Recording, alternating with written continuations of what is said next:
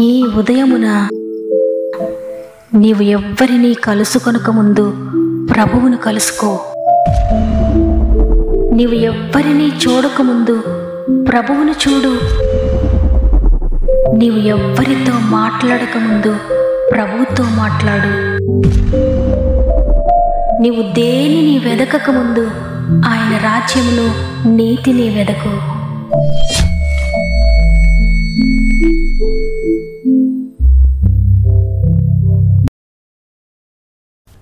Praise the lord. దేవునికి మహిమ కలుగును గాక. మరి ఒక నూతన ఉదయాన ఈ విధంగా మిమ్మల్ని అందరినీ కలుసుకోవడానికి, దేవుని మాటను మీతో పంచుకోవడానికి దేవుడు నాకు అనుగ్రహించిన గొప్ప అవకాశం బట్టి దేవుని స్తుతిస్తూ ఉన్నాను. మరి ఒకసారి మిమ్మల్ని, మీ కుటుంబాలను గాడ్ ఫస్ట్ అనే వాగ్దాన కార్యక్రమానికి ప్రేమతో ఆహ్వానిస్తూ ప్రభు నామంలో నా యొక్క ప్రత్యేకమైన శుభములు మీ అందరికీ తెలియజేస్తున్నాను. ఈ ఉదయాన మీరంతా దేవుని కృపను బట్టి బాగున్నారని విశ్వసిస్తూ ఉన్నాను. ఉదయాన్నే ఎవరు మనతో మాట్లాడినా మాట్లాడకపోయినా కృప కలిగిన దేవుడు ప్రతిరోజు మానక మనతో మాట్లాడుతున్నారు. ఎవరు మనతో వాగ్దానం చేస్తున్నారంటే మాట తప్పని దేవుడు. ఈరోజు ఎంతమంది అయితే తండ్రి నాతో మాట్లాడండి అయ్యా, నీ చిత్తాన్ని నాకు తెలియచేయండి అయ్యా, నేను ఏది సరి చేసుకోవాలో, నేను ఏ విధంగా బ్రతకాలో నాకు తెలియచేయండి, నాతో మాట్లాడండి అని ఎంతమంది అయితే ఆశతో ఎదురు చూస్తున్నారో ఈరోజు దేవుడు మీ అందరితో మాట్లాడబోతున్నారు. ఆయన మాట మిమ్మల్ని బ్రతికిస్తుంది, నిర్జీవంగానే మిమ్మల్ని జీవింపచేస్తుంది. ప్రార్థనతో, వాక్యముతో మీ దీన్ని ప్రారంభించండి. అదేవిధంగా మీలో ఇంకెవరికైనా ప్రేయర్ రిక్వెస్ట్ ఉంటే కామెంట్స్ రూపంలో తప్పక నాకు తెలియచేయండి. మీ అందరి కొరకు ప్రార్థిస్తున్నాను. అయితే నా ప్రార్థనపై ఆధారపడకండి. మీ పరిస్థితులన్నీ మార్చగలిగిన, మీ జీవితాన్ని మార్చగలిగిన దేవునిపై ఆధారపడండి. ప్రార్థనలో పోరాడండి, విజయాన్ని పొందుకోబోతూ ఉన్నారు. సమస్త మహిమ, ఘనత, ప్రభావములు దేవునికే చెల్లునుగాక. ఈరోజు దేవుడు మనతో మాట్లాడుతున్న మాట సామెతల గ్రంథము 16వ అధ్యాయము 9వ వచనము. ఒకడు తాను చేయబోవున్నది హృదయములో యోచించుకొనును, యెహోవా వాని నడతను స్థిరపరచును.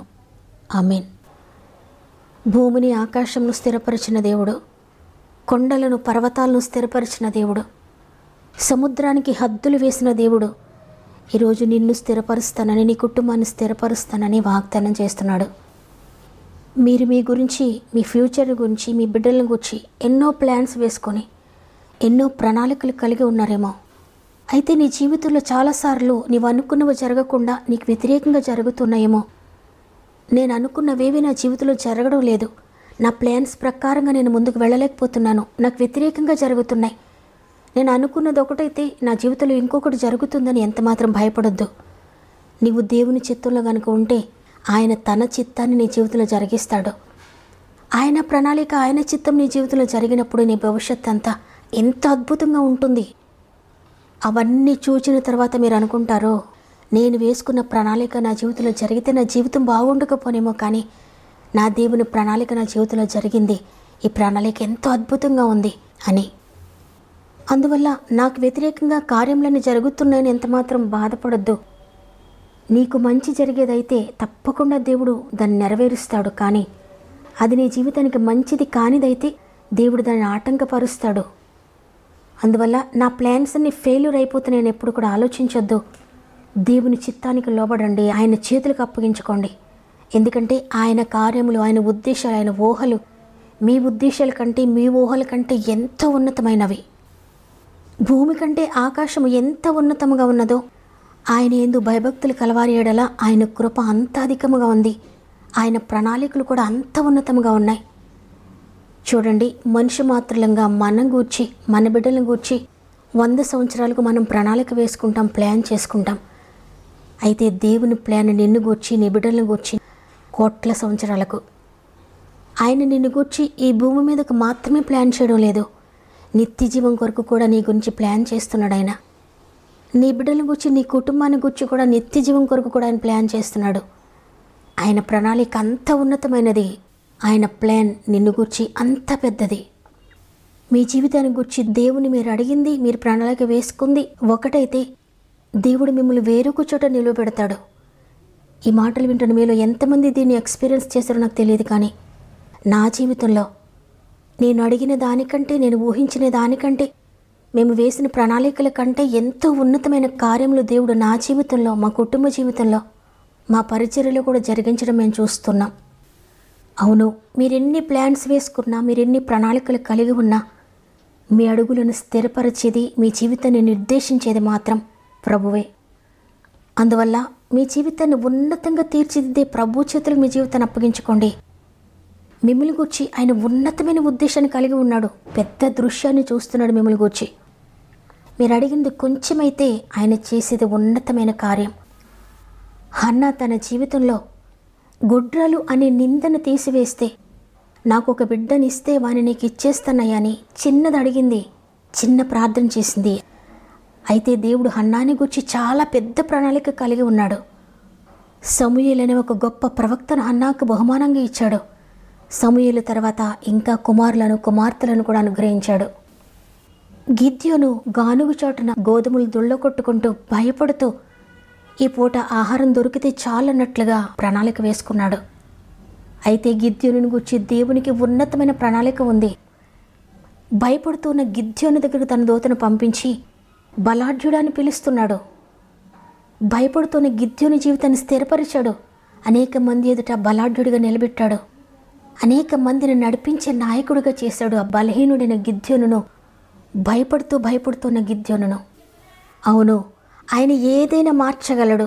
ఏ విధంగానే నేను స్థిరపరచగలడు, నీ కుటుంబాన్ని, నీ బిడ్డలను స్థిరపరచగలడు. ఆయనకు మరుగైనది ఏది లేదు, ఆయనకు అసాధ్యమైనది ఏది లేదు, ఆయన చెయ్యలేనిది ఏదీ లేదు. కాబట్టి ఈరోజు మాటలు వింటున్న ప్రియ సహోదరుడా, ప్రియ సహోదరి, నీ జీవితాన్ని గూర్చి ఒక మార్గాన్ని నువ్వు ఎంచుకున్నావేమో, ఒక మార్గాన్ని ప్లాన్ చేసుకున్నావేమో, ఎన్నో ప్రణాళికలు వేసుకున్నావేమో ఇంతవరకు. అయితే నీ ప్లాన్స్ అన్నీ దేవుని చేతుల్లో పెట్టు. అయ్యా, నా ప్రణాళిక ఈ విధంగా ఉంది, అయితే నా చిత్తం కాదు, నీ చిత్తాన్ని జరిగించండి, నీ ప్రణాళిక నెరవేర్చండి. నా జీవితాన్ని స్థిరపరచగలిగిన వాడు నీవే అని నీ చేతులకు అప్పగిస్తున్నాను.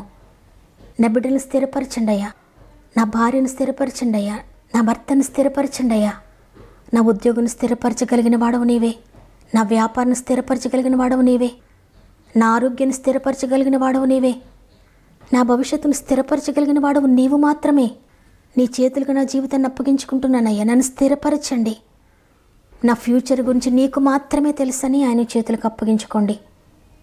నా ఇష్టం కాదయ్యా, నా చిత్తం కాదయ్యా, నా ఊహలు కాదయ్యా అని పూర్తిగా ఆయనకు చెప్పండి. తప్పకుండా మీ జీవితంలో ఆయన జోక్యం చేసుకుంటాడు, మిమ్మల్ని గురించి జాగ్రత్త తీసుకుంటాడు. ఇది మొదలుకొని తన చిత్తాన్ని నీ జీవితంలో జరిగిస్తాడు. ఆయన చిత్తము ఎంతో అద్భుతంగా ఉంటుంది. నీకు సంతోషాన్ని ఇస్తుంది, నీకు సమాధానాన్ని ఇస్తుంది ఆయన చిత్తము. ఆయన చిత్తాన్ని నీ జీవితంలో చూచిన వారందరూ కూడా ఆశ్చర్యపడతారు.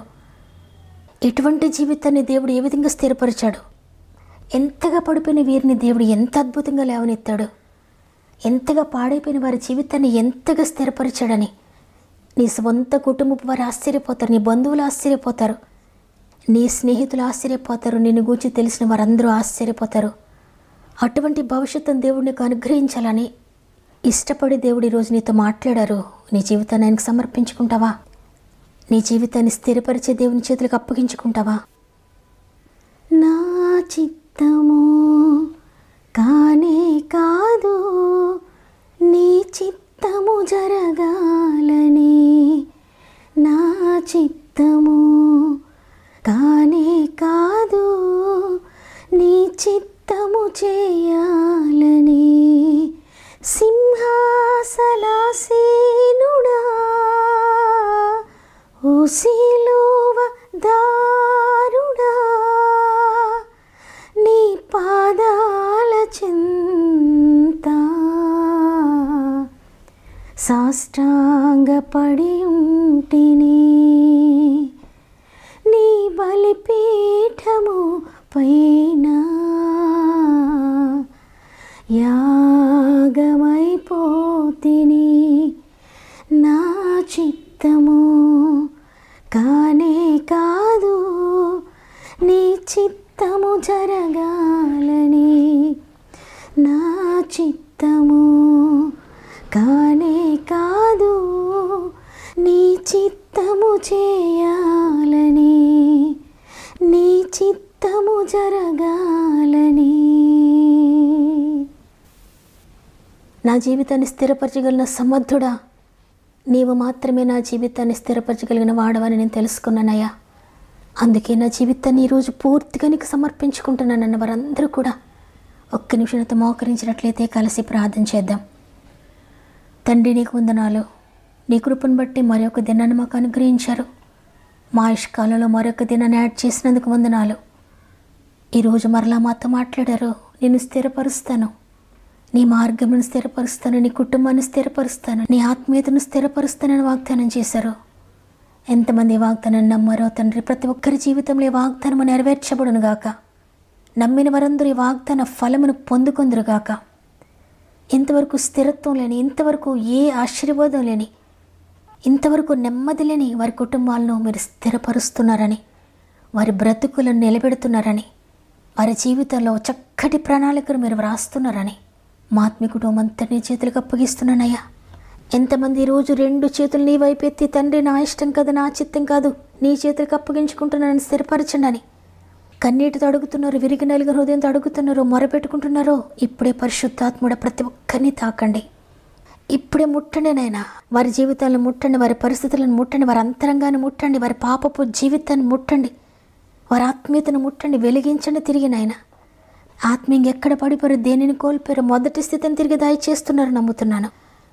పరిచర్య చేసిన బిడ్డలందరినీ కొన్ని చేతులు పెడుతున్నాను తండ్రి. పరిచర్యలు ఎంతవరకు వారి ప్రణాళికలతో నష్టపోయారేమో, వారి ప్లాన్స్తో, వారి ఆలోచనలతో ఓడిపోయారేమో, ఇక నుండి నీ ఆలోచనలు వారి జీవితంలో స్థిరపరచండి, నీ ప్రణాళికలు వారి జీవితంలో స్థిరపరచండి, నీ ఉద్దేశాలు వారి జీవితంలో స్థిరపరిచి నీ కొరకు బలమైన సాక్షులుగా నిలబెడుతున్నారు నమ్ముతున్నాను.